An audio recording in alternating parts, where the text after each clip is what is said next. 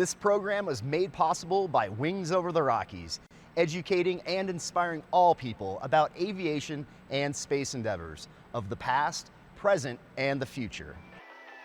Hi, I'm Sean Sederberg, and this is Behind the Wings. In this episode, we're exploring the Learjet legacy.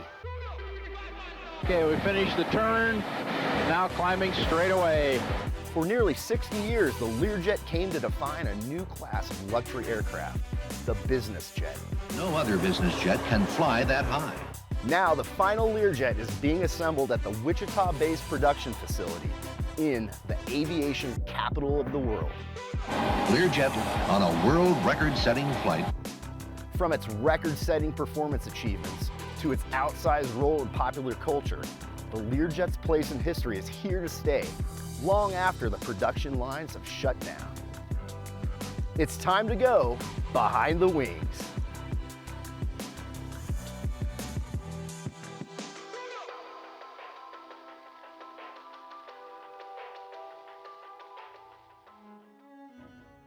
Bill Lear was an entrepreneur based in California. He wanted to build a small jet airplane. His board of directors at California said, no, we're not going to do that, so he resigned. He goes to Switzerland. His son, who was living in Switzerland at the time, said that there's a small fighter bomber called the P-16, which is being built here in Switzerland, which the Swiss are not going to buy. And Bill Jr. said, I think this could be the platform for a small jet airplane.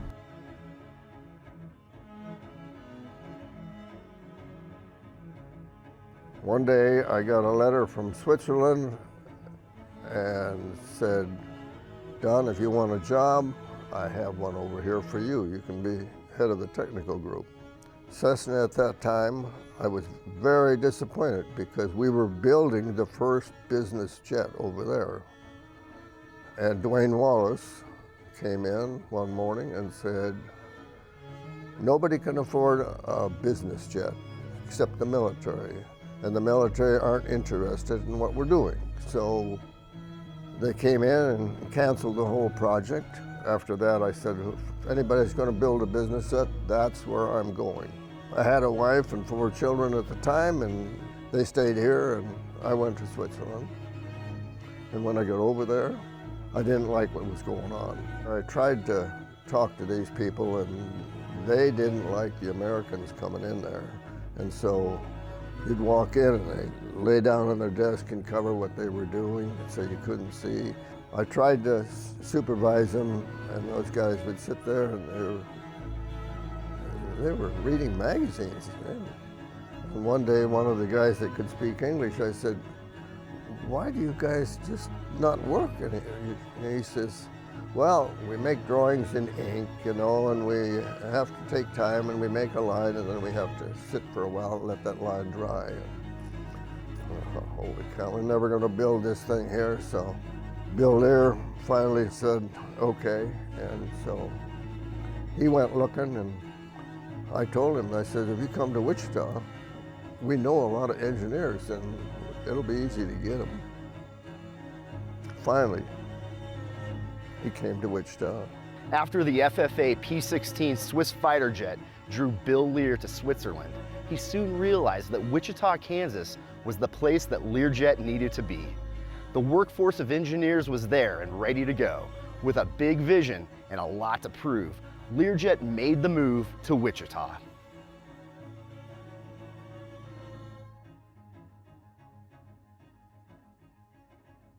Wichita was founded in 1871, and for about the first 40 years was known primarily for agriculture, a little bit of meat processing, and small businesses. In the early 20th century, oil was discovered in this part of the state of Kansas, and several people made a lot of money pretty quickly toward the end of World War I. So the flyers got together with the oil people who had the money, who provided the resources to allow that to happen. And at one point in the 1920s, there were more than a dozen different aircraft manufacturing facilities in Wichita, Kansas. Another reason why Wichita is this center is we are very flat out here. So if your airplane had trouble, it was not a big deal to land the airplane as opposed to trying to find a mountain range to go through and then land. We have a large number of flying days, so that's important to have good weather when you're flying, particularly in an experimental airplane. And finally, we're basically in the middle of the U.S., so that delivering an airplane to either coast was not a big deal. So a lot of factors kind of coalesced to provide the genesis of Learjet, which in 1928 got the name of the air capital of the world because of the great number of small airplanes that were being built here. The very first business jet, when everyone told him it can't be done and no one will buy them, and the perseverance, he stayed in it and kept it going. And then to build it to such an iconic brand is, I mean, overwhelming. How they did this, you know, in the times that they actually did it in. The technology and the workforce and the skills, and they developed that in Wichita, Kansas. Bill Lear was a visionary and a jack of all trades. He was an inventor, an engineer, and an entrepreneur. According to those who knew him closely, working for him was an exercise in controlled chaos. Learjet moved quickly on its mission to create the world's first business jet. Learjet showed up in the 60s, but in 1958, the Boeing 707 had just come out, so people were actually being ferried around the country on jet airliners, and Bill Lear came to Wichita, and he said to the combined Cessna and Beechcraft people, if you guys don't build a private airplane that's a jet airplane to compete with that 707, I will.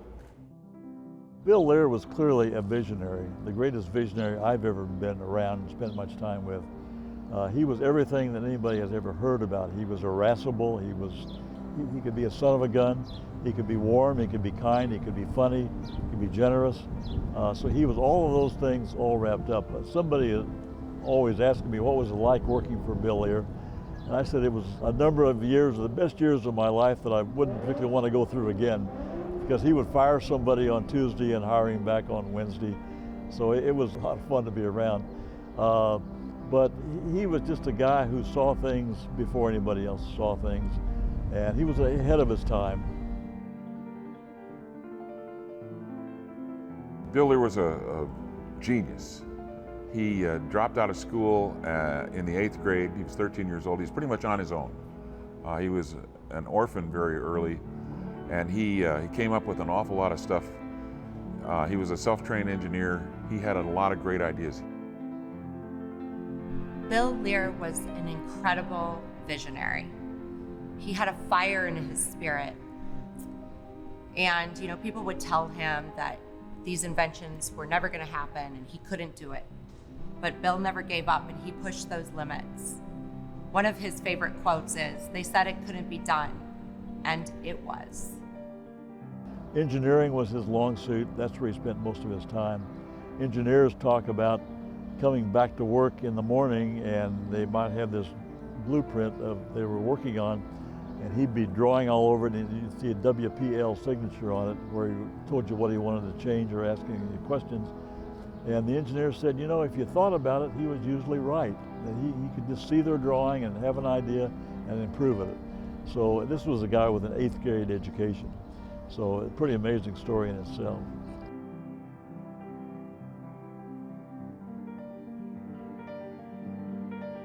Well, Bill Lear was a very interesting guy. He was a real genius and a really interesting person to know.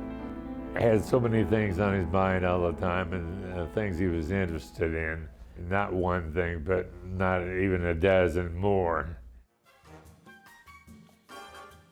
To ride with Bill Lear in the airplane was an experience. Number one, he was type rated in the airplane at the age of 62. And if he was in the airplane, he was in the left seat. He flew. And if you were in the back, it was not unusual for him to back out of his seat in the left with a screwdriver in one hand and maybe a pair of pliers, dragging cable down the center aisle where the other people were tinkering with something. It never amounted to a problem, but it was a little bit disconcerting if it was your first ride in a Learjet. Bill Lear came in at 5 o'clock one day and said, "We're going to fly the airplane tonight." And holy cow, the airplane was ready to fly because we had taken it out and taxied it, but we didn't have a lot of the systems in it yet. I remember one of the guys that was going to fly says, "We need parachutes," and we didn't have any, and Bill Lear said, "Well, what do you need a parachute for? You bring that airplane back here. I don't want you jumping out of it." They said, "It's ready." Hank and I climbed in, taxied out to runway 14, fueled it up, and I took it off, got it up a few thousand feet and started wiggling it around a little bit. We come back around to land. Cars were lined up all along K-42 with their lights on. All our skeptics are out there. Yeah, the word got around, I guess it said on the radio that the Learjet is flying. One of the best sights I've ever seen. Got my video camera and took a shot of it taking off and landing, and those videos are still around today. You know, they made the first flight, everything worked fine, the gear came up and went down. It was a great day. Landed without incident. And I remember Bill was so excited, the next day he says, "We've got to get this airplane painted and we're going to have a big press conference." So some of those you see, those flights you see now, I took off that little 8mm camera, flew right over the top of the building here. Learjets set a standard right away. I mean, literally, if you were to look at the movie of the first flight of the Learjet flying over the factory, they made a low pass. And it was so fast it was almost hard to follow the airplane. And it maintained a tremendous record for capability, set speed records, set altitude records. As the first Learjets took flight, the brand name and its role in popular culture were quick to follow. From high-profile celebrities to Hollywood movie appearances, Learjet had an unconventional yet highly effective strategy to make the Learjet name synonymous with the term business jet. Surprisingly, it worked. Very definitely, Bill Lear's vision was to have the name Learjet become synonymous with the term business jet. That was the charge to his public relations people, of which I was one. The Lear company really worked hard to roll it out, and it became a household name. When an airplane was flying over, people would say, "Oh, there goes the Learjet." It really caught on. People would see any private jet flying, they say, "Oh, look, there goes a Learjet." They think of a Learjet. Everybody knew the Learjet, even if they weren't in aviation. Being out in the Hollywood area, Bill said to me one day, "Look," he said, I want to take this company public one day." He said, "I want all the publicity we can get." He says, "Take the phone book and anybody in Hollywood you want to fly, just fly them." I had the privilege of flying a Lear 24 with Arnold Palmer. Well, Arnold Palmer is a tremendous athlete, natural athlete, tremendous pilot, tremendous person, and the Learjet fit his personality. Go someplace fast and enjoy life. Elvis Presley flew in one on his honeymoon. The Byrds, a musical group, had written a song about the Learjet. Carly Simon talked about the Learjet. Frank Sinatra had one. With Frank and his friends came Dean Martin, Sammy Davis, Peter Lawford, things. And so I flew them around a lot early when the Lear was a new airplane. They loved it, and they helped promote the airplane.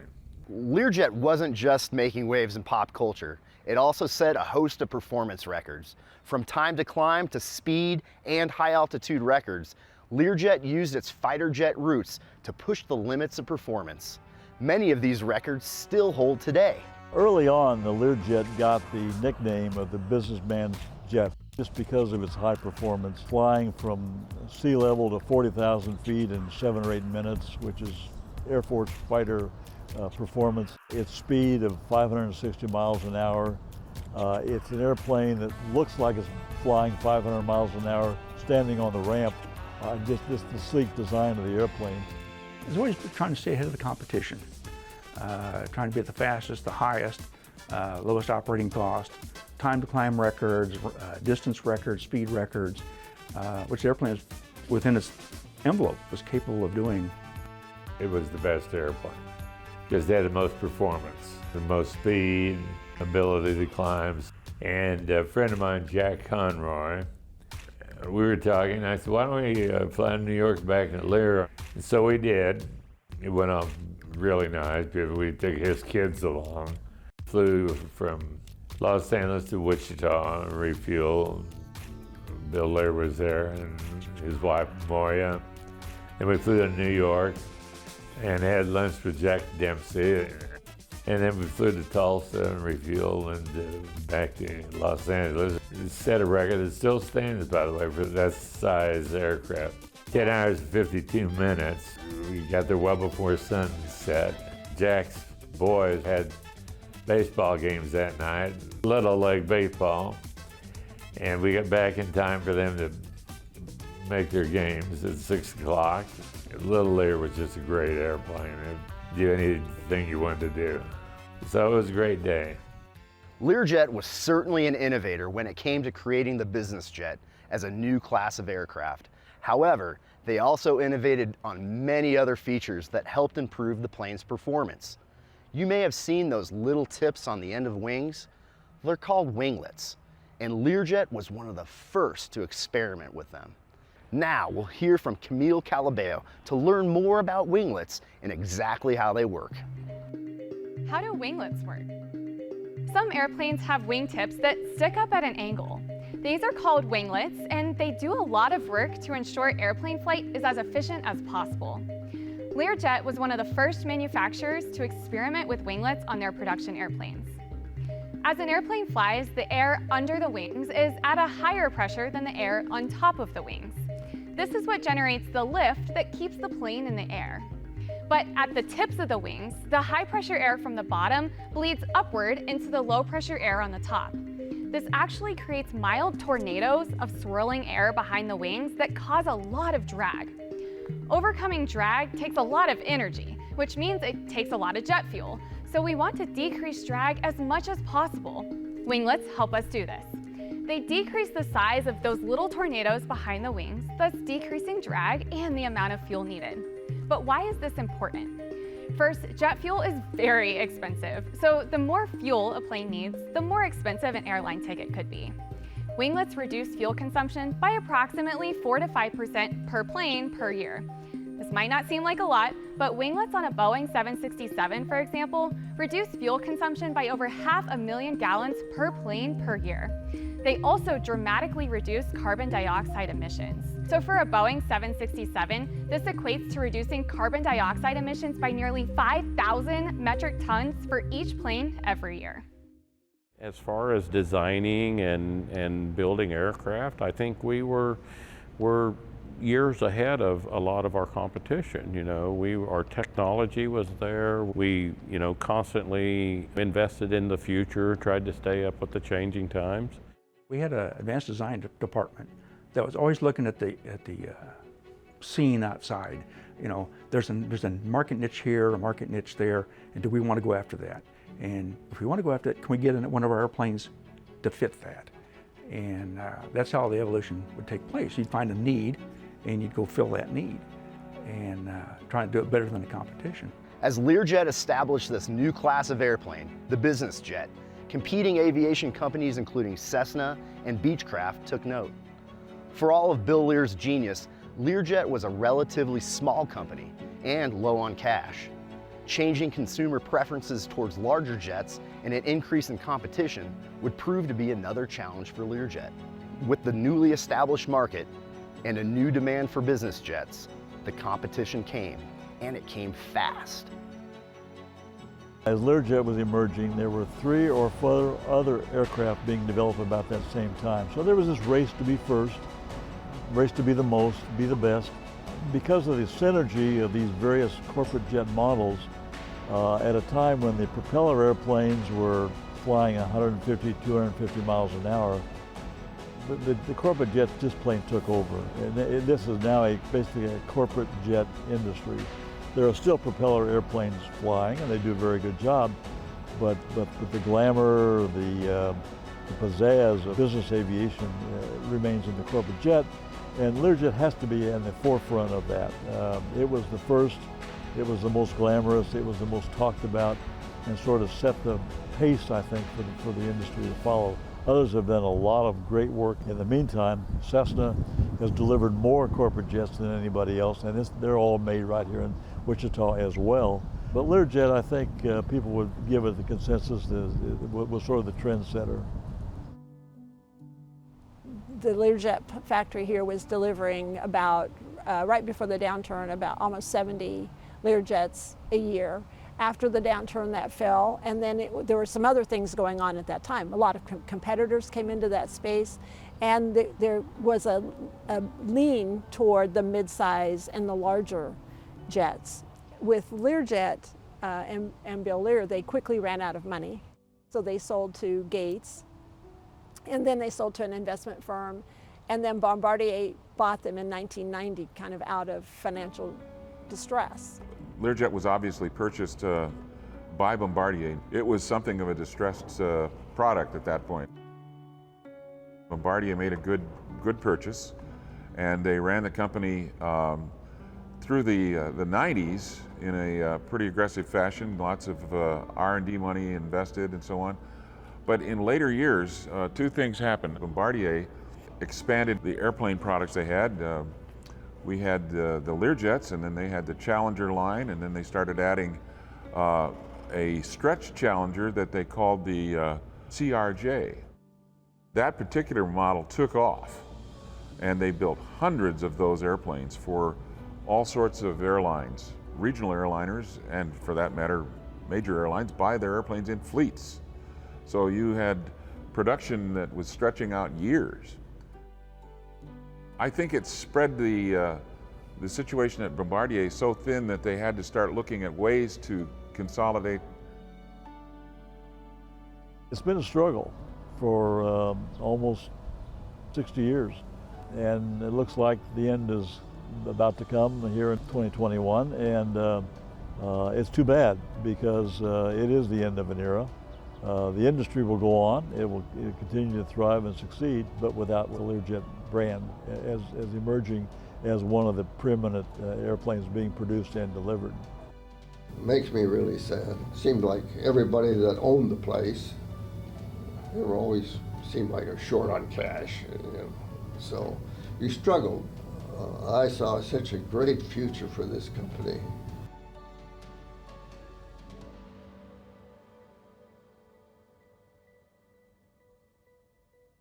Sad for us to learn this year that Bombardier had made the decision not to continue to make Learjets. They still have a few on the assembly line right now, and they'll continue deliveries to the end of this year, 2021.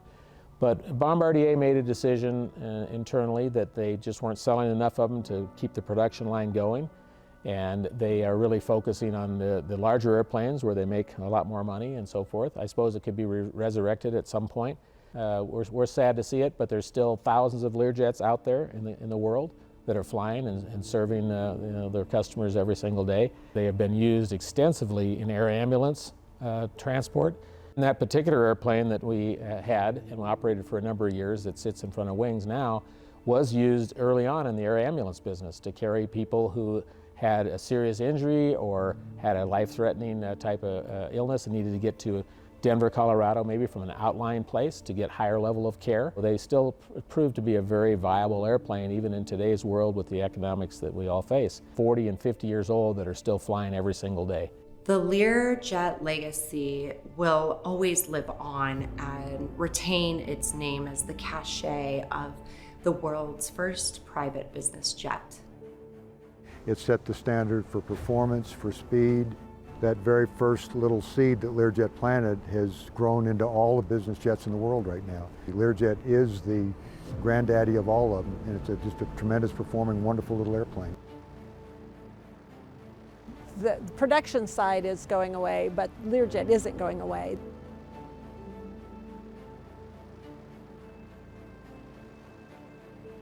The support of our service center to bring aircraft back in. Our operators absolutely love the plane, so bring them back in, refurb them. The team is very engaged, and they're all in. They want to you know, kick all the way to the end and build the last unit. Even though they will stop making Learjets brand new the end of this year, I think will continue on for many, many years. That Learjet name and Learjet legacy that Bill Lear started back in the 1960s is still felt by all of us today. An icon of the industry, a pace setter in the industry. It created a whole segment of the marketplace. I can't imagine my life without the Learjet.